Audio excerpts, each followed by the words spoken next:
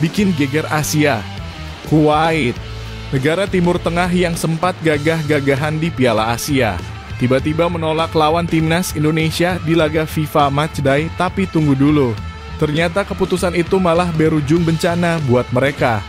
Dihukum AFC, dihujat netizen, dan disindir langsung oleh Ketua Umum PSSI, Erick Thohir.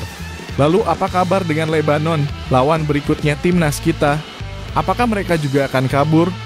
Atau justru belajar dari karma Kuwait? Yuk kita bahas tuntas. Wow! Liano Reijnders, pemain timnas Indonesia yang sekarang jadi sorotan karena dirumorkan bakal gabung ke klub besar Liga 1, Persib Bandung. Tapi media Malaysia justru nyinyir. Bahkan mereka menyebut ini sebagai penurunan karier. Waduh, sindiran ini bikin panas telinga supporter Indonesia.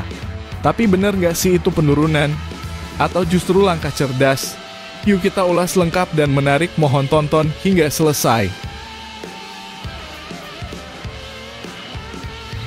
Mantap! Presiden AFF secara langsung menyatakan kebanggaannya atas suksesnya penyelenggaraan ASEAN Cup U16 terbanyak sepanjang sejarah turnamen tersebut sejak pertama kali digelar pada 2009.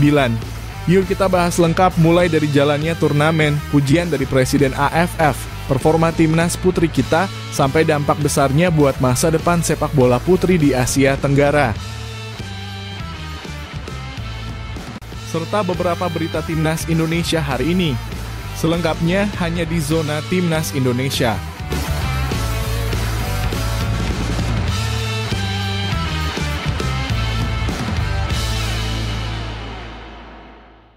Sebelumnya jangan lupa subscribe channel ini supaya tidak ketinggalan berita timnas Indonesia. Bikin geger Asia. Kuwait, negara Timur Tengah yang sempat gagah-gagahan di Piala Asia, tiba-tiba menolak lawan timnas Indonesia di laga FIFA Matchday. Tapi tunggu dulu, ternyata keputusan itu malah berujung bencana buat mereka. Dihukum AFC, dihujat netizen, dan disindir langsung oleh Ketua Umum PSSI, Erick Thohir. Lalu apa kabar dengan Lebanon, lawan berikutnya timnas kita? Apakah mereka juga akan kabur? Atau justru belajar dari karma Kuwait? Yuk kita bahas tuntas.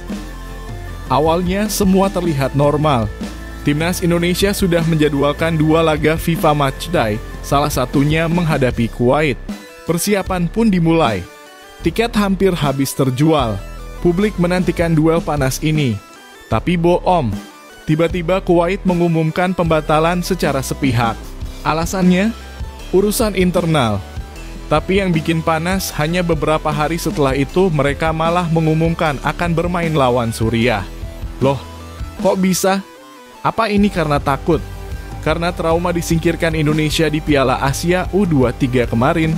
Banyak netizen curiga dan sebagian besar percaya Kuwait batal bukan karena masalah internal, tapi karena mereka tidak siap menghadapi kekuatan baru Indonesia. Pembatalan sepihak ini tentu bikin geram banyak pihak. Di media sosial, netizen Indonesia langsung bereaksi. Tagar seperti hashtag Kuwait tak sportif dan hashtag berani batal takut kalah langsung trending di X alias Twitter.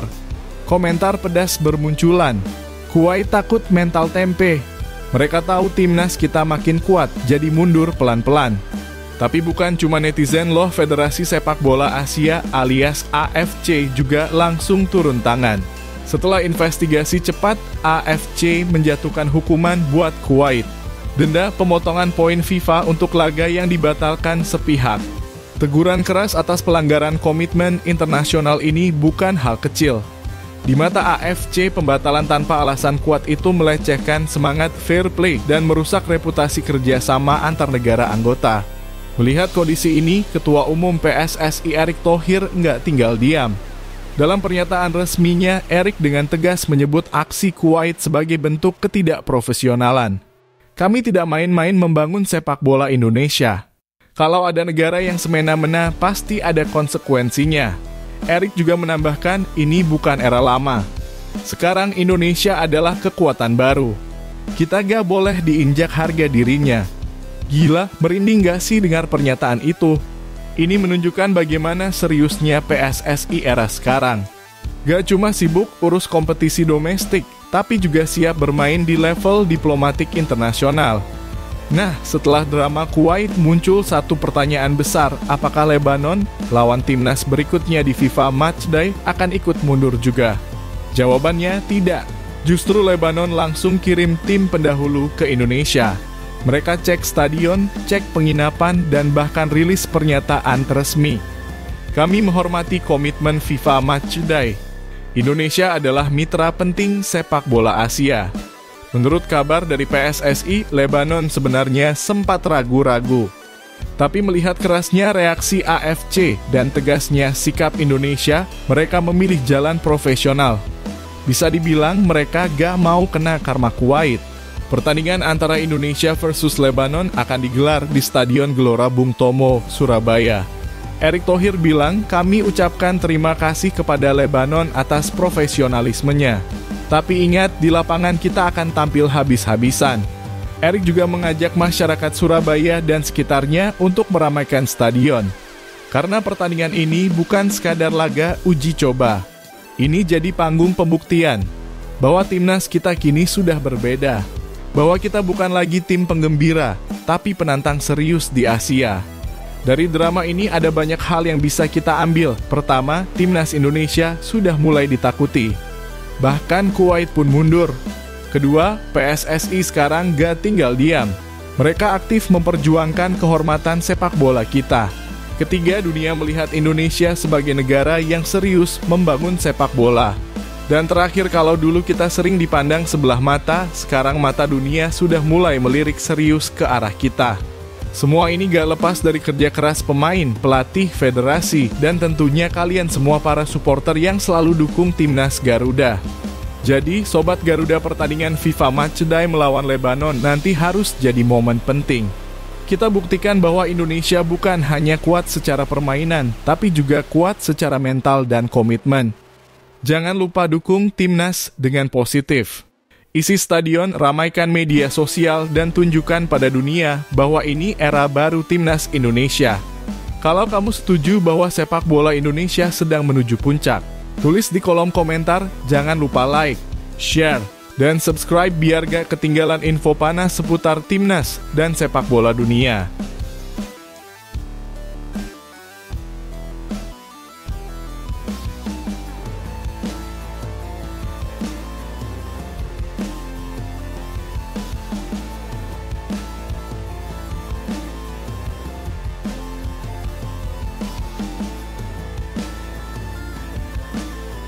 Wow! Liano Reijnders, pemain timnas Indonesia yang sekarang jadi sorotan karena dirumorkan bakal gabung ke klub besar Liga 1 Persib Bandung. Tapi media Malaysia justru nyinyir. Bahkan mereka menyebut ini sebagai penurunan karier. Waduh, sindiran ini bikin panas telinga supporter Indonesia. Tapi bener gak sih itu penurunan? Atau justru langkah cerdas? Yuk kita ulas lengkap dan menarik, mohon tonton hingga selesai. Sebelum kita bahas gosip transfer dan sindiran dari Malaysia, kita kenalan dulu yuk, siapa sih Liano Reijnders? Liano ini adalah pemain keturunan Indonesia Belanda yang sudah resmi jadi bagian dari timnas Indonesia. Ia bermain di posisi gelandang serba bisa-bisa bertahan, bisa menyerang, dan punya visi permainan yang ciamik. Terakhir, ia bermain untuk PEC Zwolle di Liga Utama Belanda, Eredivisie. Dan kontraknya masih panjang sampai tahun 2027. Tapi sekarang dia dikabarkan bakal hengkang sementara ke Persib Bandung dengan status pinjaman 1 musim. Nah, kabar inilah yang bikin pecah. Karena bukan cuma soal transfer, tapi juga reaksi dari luar negeri. Setelah mendatangkan Tom Haye, Persib Bandung kembali bikin gebrakan. Kali ini mereka dirumorkan merekrut Reijnders. Persib jadi salah satu klub paling aktif dan agresif di bursa transfer musim ini. Mereka bukan cuma cari pemain lokal top, tapi juga pemain diaspora timnas yang sudah punya pengalaman Eropa. Bayangin dua pemain keturunan Tom Haye dan Reijnders dalam satu tim. Gelandang tengah Persib bakal makin solid. Kombinasi gaya Eropa dan semangat Asia Tenggara. Dan menurut media Belanda seperti De Stentor, pilihan utama Reijnders memang jatuh ke Persib. Meski klub lain sempat tertarik, Maung Bandung yang akhirnya unggul cepat. Kabar kepindahan Reijnders semakin kuat setelah beberapa bukti bermunculan. Pertama, dia tidak terlihat di sesi latihan terakhir PSC Zwolle. Kedua, klubnya memberi izin khusus agar dia bisa menyelesaikan transfer ke Indonesia. Jadi ini bukan cuma gosip, tapi sudah sinyal lampu hijau dari semua pihak. Artinya, kemungkinan besar dalam waktu dekat kita bakal lihat Reijnders resmi diperkenalkan sebagai pemain Persib. Nah, masuk ke bagian yang cukup bikin emosi, media Malaysia, onfootball.my, menanggapi kabar ini dengan nyinyiran. Mereka menyebut kepindahan Reijnders ke Liga Indonesia sebagai penurunan karier. Cuitan singkat mereka di X, dalam kurung, dulu Twitter, cuma tulis 2 kata, penurunan karier. Singkat, tapi cukup menusuk. Loh kok bisa? Buat mereka bermain di Eredivisie dianggap lebih prestisius daripada di Liga 1. Tapi mereka lupa ini bukan cuma soal liga, tapi soal peran, peluang, dan panggung baru. Di Belanda, Reijnders mungkin hanya pelapis. Tapi di Indonesia, dia bisa jadi motor utama tim. Dan tentunya lebih dekat dengan timnas. Cuitan dari media Malaysia itu langsung diserbu netizen Indonesia. Banyak yang gak terima dengan sindiran itu. Daripada main di Liga Malaysia yang sepi penonton, mending di Liga 1. Main di klub yang punya fanbase segede kayak Persib itu bukan downgrade. Timnas kita aja udah ngalahin kalian. Bahkan ada yang menyindir balik, media Malaysia sepertinya insecure karena pemain kita makin banyak dari Eropa. Dan memang kalau kita lihat jumlah pemain diaspora Timnas Indonesia sekarang jauh lebih banyak dan berkualitas dibanding milik Malaysia. Coba kita lihat dari sisi Liano Reijnders, apakah benar ini penurunan karier? Atau justru strategi? Main di Liga 1 berarti waktu bermain lebih banyak, dikenal publik Indonesia, lebih dekat dengan pelatih timnas dan masuk radar Piala Asia dan kualifikasi Piala Dunia. Ingat, banyak pemain yang sengaja balik ke Asia demi jadi starter dan konsisten main. Dan kalau dia tampil gemilang di Persib, bukan gak mungkin musim depan dia balik ke Eropa dengan nilai pasar lebih tinggi. Kita juga harus akui Persib Bandung sekarang benar-benar serius membangun tim. Mereka punya fanbase besar dan loyal, finansial kuat, ambisi juara yang nyata, dan dukungan dari manajemen yang rapi. Jadi wajar kalau pemain diaspora tertarik gabung. Bukan cuma soal uang, tapi juga tentang panggung dan tekanan yang menantang. Sobat bola, kita harus mulai ubah cara pandang soal liga sendiri. Jangan selalu merasa rendah diri dibanding liga luar. Faktanya Liga 1 punya atmosfer luar biasa, fanatik, dan makin kompetitif. Dan soal sindiran Malaysia, biarkan mereka nyinyir. Yang penting kita buktikan di lapangan. Karena ketika Reijnders tampil luar biasa bersama Persib dan bersinar bersama timnas, semua cemoohan itu akan lenyap dengan sendirinya. Oke Sobat Garuda, itu tadi pembahasan lengkap tentang kabar panas Liano Reijnders ke Persib, sindiran dari media Malaysia, dan kenapa ini justru bisa jadi langkah besar buat kariernya. Kalau kamu setuju bahwa keputusan Reijnders bukan penurunan tapi justru strategi cerdas, tulis di komentar. Reijnders naik level, jangan lupa like, share, dan subscribe ya. Karena di channel ini kita akan terus update kabar paling panas seputar sepak bola Indonesia dan Asia Tenggara.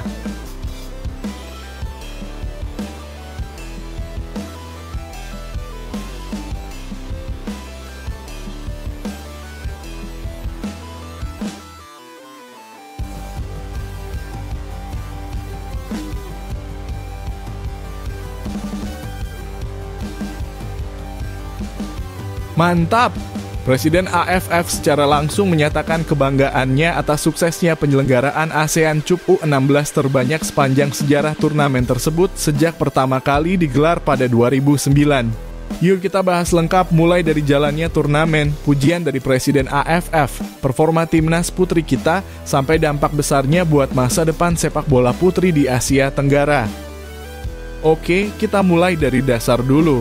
ASEAN Cup U16 Putri adalah turnamen resmi yang digelar oleh Federasi Sepak Bola ASEAN dalam kurung AFF dan diikuti oleh negara-negara di Asia Tenggara. Turnamen ini khusus buat para pemain muda putri U16 yang jadi panggung awal buat calon bintang masa depan. Sejak pertama kali digelar tahun 2009, turnamen ini belum pernah benar-benar mencuri perhatian publik seperti tahun ini. Tapi di edisi 2025 yang digelar di Solo, Jawa Tengah, semuanya berubah.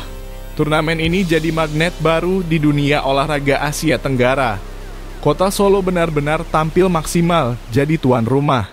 Stadion dipenuhi penonton, atmosfernya meriah, dukungan dari warga lokal luar biasa. Bahkan menurut Presiden AFF Jenderal Kiev Samet, turnamen ini adalah edisi paling menghibur dan berkesan sepanjang sejarah turnamen. Gak cuma itu, rekor penonton terpecahkan. Jumlah penonton di stadion pada edisi 2025 ini jadi yang terbanyak sejak turnamen ini pertama kali diadakan. Turnamen ini bukan hanya kompetisi, tapi perayaan sepak bola putri yang menyatukan masyarakat Solo dan sekitarnya, kata Samet. Dan hal ini gak bisa dilepas dari antusiasme masyarakat, support dari pemerintah kota, dan penyelenggaraan yang rapi. Nah, kita juga harus bangga nih sama timnas putri U16 Indonesia. Meski belum berhasil juara, mereka tampil solid dan berani, bahkan berhasil tembus ke semifinal. Performa ini jauh lebih baik dibanding edisi-edisi sebelumnya. Mereka tampil percaya diri dan setiap pertandingan terasa hidup karena dukungan penonton yang luar biasa. Kita bisa lihat bagaimana pemain-pemain muda seperti Putri Anindya, Safira Ayu, dan Larasati Wulandari bermain penuh semangat dan disiplin. Mereka bukan cuma mewakili Indonesia, tapi jadi wajah baru masa depan sepak bola putri Indonesia. Di partai final, Australia sukses mengalahkan Thailand dalam pertandingan yang cukup sengit. Kedua tim menunjukkan kelas permainan yang tinggi, tapi pada akhirnya Australia keluar sebagai juara ASEAN Cup U16 Putri 2025. Thailand pun tampil luar biasa sepanjang turnamen dan pertandingan final itu benar-benar jadi penutup yang spektakuler. Tapi meskipun Indonesia tidak sampai ke final, turnamen ini tetap jadi momen bersejarah bagi kita. Presiden AFF Jenderal Kiev Samet gak ragu untuk menyampaikan pujian terbuka kepada Indonesia. Beliau menyebut bahwa Solo berhasil menjadi tuan rumah yang luar biasa dan turnamen ini menjadi contoh nyata bahwa sepak bola putri punya masa depan cerah. Kami sangat terkesan dengan antusiasme luar biasa dari publik Indonesia. Solo telah menunjukkan bahwa sepak bola putri memiliki tempat istimewa di hati masyarakat. Bahkan AFF secara terbuka menyatakan bahwa Indonesia akan dijadikan mitra strategis untuk penyelenggaraan turnamen-turnamen berikutnya. Ini bukti bahwa Indonesia gak cuma kuat dalam permainan, tapi juga dalam penyelenggaraan event internasional. Sobat Garuda, momen ini bisa jadi titik balik buat masa depan sepak bola putri kita. Dengan meningkatnya perhatian publik, jumlah penonton, dan performa timnas putri, ini adalah momentum emas. Gak cuma soal turnamen U16, tapi bisa menjalar ke kompetisi Liga Putri Nasional, pembinaan usia dini, minat anak-anak perempuan main bola, dan dukungan sponsor dan media. Turnamen ini membuktikan sepak bola putri bukan sekadar pelengkap, tapi bagian penting dari masa depan olahraga Indonesia. Salah satu kunci sukses dari turnamen ini adalah sinergi. Pemerintah daerah, panitia, masyarakat, bahkan komunitas supporter lokal semua terlibat. Ini bukan kerja satu pihak, ini gotong royong. Dan AFF pun mengaku puas dengan dukungan semua pihak di Indonesia. Kami bangga bisa bekerja sama dengan Indonesia. Turnamen ini adalah bukti nyata bahwa sepak bola mampu menyatukan bangsa dan membangun masa depan yang inklusif, kata Presiden AFF. Sobat bola, kita semua harus bangga dengan pencapaian ini. Bukan cuma soal prestasi, tapi bagaimana Indonesia berhasil menjadi tuan rumah yang berkelas, ramah, dan sukses besar. Turnamen ASEAN Cup U16 Putri 2025 ini membuktikan bahwa kita punya masa depan yang cerah, khususnya untuk sepak bola putri. Dan jangan lupa, ini semua terjadi di Solo, sebuah kota dengan semangat olahraga yang luar biasa.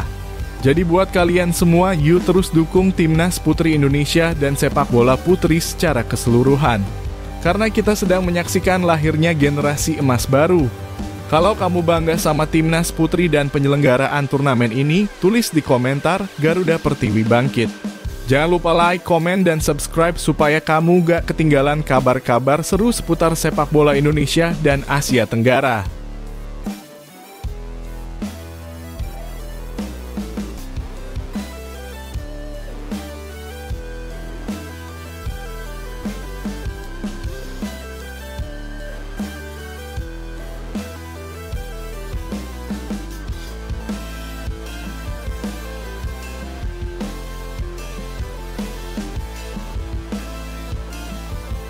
Kabar yang sangat mengejutkan dan menggetarkan. Setelah Kuwait menolak bertanding, timnas Indonesia justru akan menghadapi lawan yang jauh lebih kuat, lebih berkelas, dan lebih prestisius, timnas Belanda. FIFA Matchday bulan September nanti akan jadi momen bersejarah yang belum pernah kita bayangkan sebelumnya. Gimana ceritanya kok bisa sampai lawan Belanda? Dan apa dampaknya buat sepak bola kita? Yuk kita bahas tuntas di video ini. Awalnya, semua berjalan normal. FIFA Matchday bulan September 2025 dijadwalkan akan jadi laga persahabatan antara Indonesia versus Kuwait. Kedua federasi PSSI dan KFA sudah mencapai kesepakatan, venue sudah disiapkan, media sudah mulai memberitakan. Tapi dalam waktu yang sangat singkat, bohong. Kuwait membatalkan sepihak, tanpa alasan jelas, tanpa klarifikasi resmi. Pihak PSSI sampai dibuat bingung dan publik pun kecewa. Banyak yang menyebut ini tindakan tak profesional dari Kuwait. Tapi di balik itu semua ternyata ada hikmah yang luar biasa besar. Seperti pepatah bilang, ketika satu pintu tertutup, pintu lain terbuka. Dan pintu yang terbuka kali ini bukan pintu biasa. Ini pintu besar. Tak disangka-sangka dalam waktu kurang dari 48 jam setelah batalnya laga kontra Kuwait, PSSI langsung bergerak cepat. Mereka menjalin komunikasi intensif dengan Federasi Sepak Bola Belanda KNVB. Dan yang mengejutkan, KNVB langsung menyambut antusias. Hasilnya, Indonesia akan menjamu Belanda di Stadion Gelora Bung Tomo, Surabaya pada 5 September 2025. Ini adalah sejarah baru dalam sepak bola Indonesia. Ketua Umum PSSI Erick Thohir langsung mengumumkan kabar ini lewat konferensi pers di Jakarta. Dan begini katanya, inilah hasil dari diplomasi sepak bola. Saya ingin tegaskan ini bukan sekadar pertandingan. Ini simbol bahwa Indonesia sedang naik kelas di mata dunia. Kita tidak hanya membangun tim nasional, tapi juga menjalin hubungan strategis antar federasi. Erick juga bilang bahwa kerjasama dengan KNVB ini sudah terjalin lama. Dan laga lawan Belanda ini bisa jadi awal dari berbagai kolaborasi, pertukaran pelatih, pelatihan wasit, hingga akademi sepak bola usia dini. Ini bukan cuma pertandingan, ini investasi masa depan. Yang bikin makin heboh menurut sumber internal KNVB, timnas Belanda berencana memboyong sebagian besar pemain bintangnya ke Indonesia. Ya, kamu gak salah dengar. Belanda akan turunkan skuad utama mereka sebagai bagian dari persiapan menuju UEFA Nations League.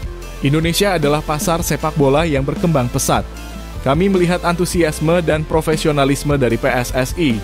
Laga ini bukan hanya soal menang atau kalah, tapi tentang membangun koneksi sepak bola global yang saling menguntungkan. Belanda memang dikenal sebagai federasi yang terbuka terhadap kerjasama internasional. Dan Indonesia tampaknya sedang naik daun di mata dunia. Pengumuman ini langsung viral di media sosial. Ada yang senang, ada yang skeptis, ada juga yang sinis. @GarudaRise justru ini cara terbaik untuk naik level. Lawan tim lemah terus, kapan majunya? @bola_realistis, Kuwait aja belum tentu bisa dikalahin. Lawan Belanda, jangan jadi bulan-bulanan di kandang sendiri.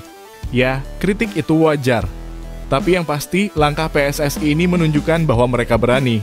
Lawan kuat harus dihadapi kalau ingin naik kelas. Sampai hari ini belum ada pernyataan resmi dari Federasi Sepak Bola Kuwait soal alasan pembatalan. Tapi berbagai rumor bermunculan. Ada yang bilang ada tekanan politik. Ada yang menyebut masalah teknis seperti venue dan siaran TV. Tapi ada juga teori konspirasi yang bilang Kuwait sebenarnya keberatan dengan protokol promosi dan ekspektasi media dari pihak PSSI. Apapun alasannya, yang jelas pembatalan Kuwait justru membawa Indonesia ke panggung yang jauh lebih besar. Pertandingan lawan Belanda nanti akan digelar di Stadion Gelora Bung Tomo, Surabaya. Kapasitas penuh, tiket mulai dijual minggu depan. Dan PSSI menargetkan ini jadi laga persahabatan terbesar dalam 20 tahun terakhir. Atmosfer bakal luar biasa. Dan bayangkan, tim seperti Belanda yang pernah diperkuat pemain legendaris seperti Van Persie, Sneijder, Robben, kini akan datang ke Indonesia membawa generasi baru. Kini bola ada di kaki pelatih kepala Indonesia, Patrick Kluivert. Legenda Belanda yang kini melatih timnas Indonesia akan menghadapi negaranya sendiri. Ini bukan cuma duel antar tim, ini duel emosional bagi Kluivert. Bisakah ia membuktikan bahwa sepak bola Indonesia sudah siap menghadapi level Eropa? Mampukah para pemain seperti Marcelino, Kevin Dix, Pratama Arhan, dan Hernando tampil maksimal menghadapi De Oranje? Kita semua tahu lawan Belanda bukan perkara mudah. Tapi kalau kita ingin maju, kita harus berani. Ini bukan soal menang atau kalah, ini soal membuktikan bahwa Indonesia tidak bisa lagi dipandang remeh. Kita dukung penuh timnas Indonesia di laga bersejarah ini. Jangan lupa beli tiketnya, ramaikan stadion, dan tunjukkan pada dunia bahwa Garuda siap terbang lebih tinggi. Like, share, dan subscribe kalau kamu juga percaya timnas Indonesia bisa bikin kejutan lawan Belanda.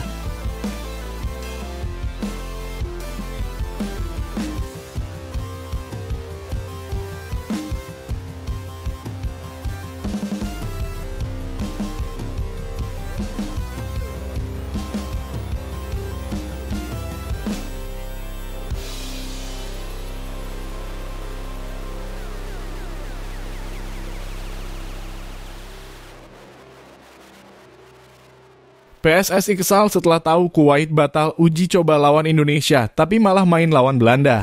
Padahal dari awal Kuwait sudah sepakat akan datang ke Surabaya tanggal 5 September. Tapi kenyataannya, mereka membatalkan sepihak dan gak kasih alasan jelas. Ketua Umum PSSI Erick Thohir langsung geram dan bahkan mengancam akan membawa masalah ini ke AFC. Kenapa bisa begini? Apa dampaknya ke timnas kita? Dan bagaimana PSSI mengatasinya? Yuk kita bahas tuntas di video ini. Teman-teman, mari kita tarik mundur dulu ke rencana awal. Di FIFA Matchday September 2025 nanti, timnas Indonesia sebenarnya sudah menjadwalkan 2 pertandingan uji coba penting. Lawannya siapa?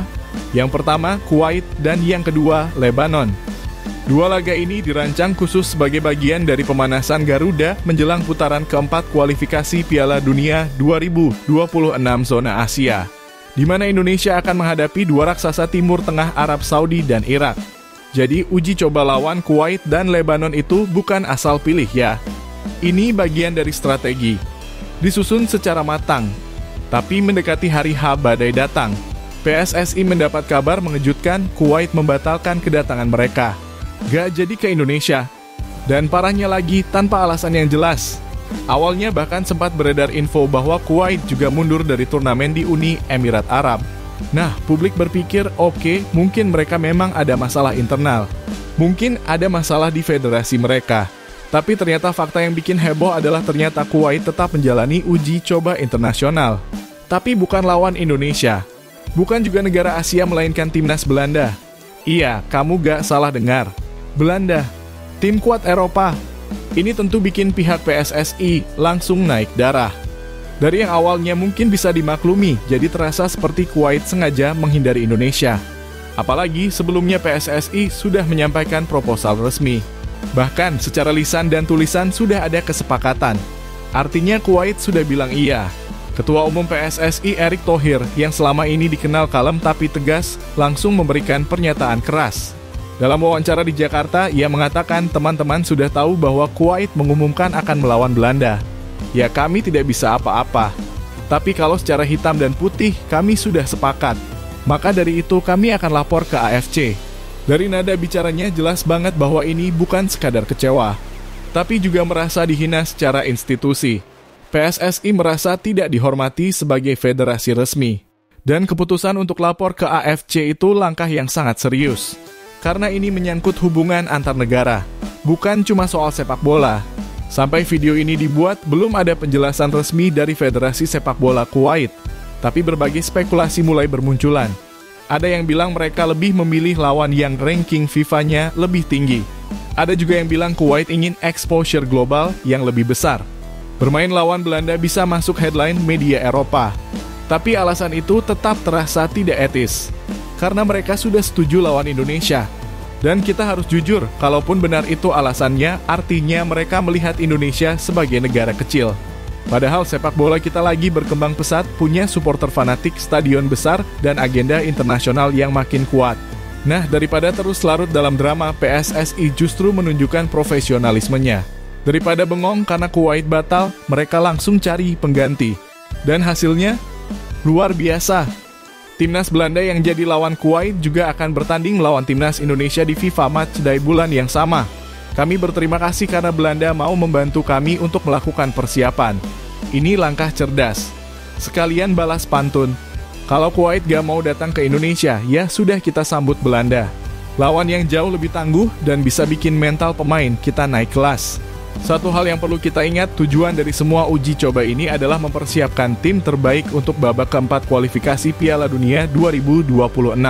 Indonesia tergabung di grup B bersama Arab Saudi dan Irak. Dua negara yang sangat kuat secara taktik, fisik, dan pengalaman. Kemarin kami ingin bermain dengan negara Timur Tengah untuk persiapan Oktober. Tapi karena ada satu hal yang lain, ya kami harus cari opsi. Nah, Belanda dan Lebanon jadi alternatif yang sangat menarik. Lawan Belanda bisa melatih pressing dan organisasi bertahan. Lawan Lebanon bisa melatih duel-duel ala Timur Tengah. Dua uji coba yang tetap relevan meski berubah dari rencana awal. Dari kasus Kuwait ini kita bisa belajar bahwa dalam sepak bola bukan cuma skor yang penting, tapi juga komitmen, respek, dan profesionalisme. PSSI sudah menunjukkan ketegasan, tidak diam, tidak tunduk, dan tetap fokus membangun timnas yang lebih kuat. Sekarang, tinggal kita sebagai supporter. Tunjukkan dukungan di stadion. Isi penuh GBT. Nyanyikan lagu Indonesia Raya dengan semangat. Dan buktikan ke dunia bahwa Indonesia tidak bisa dianggap remeh.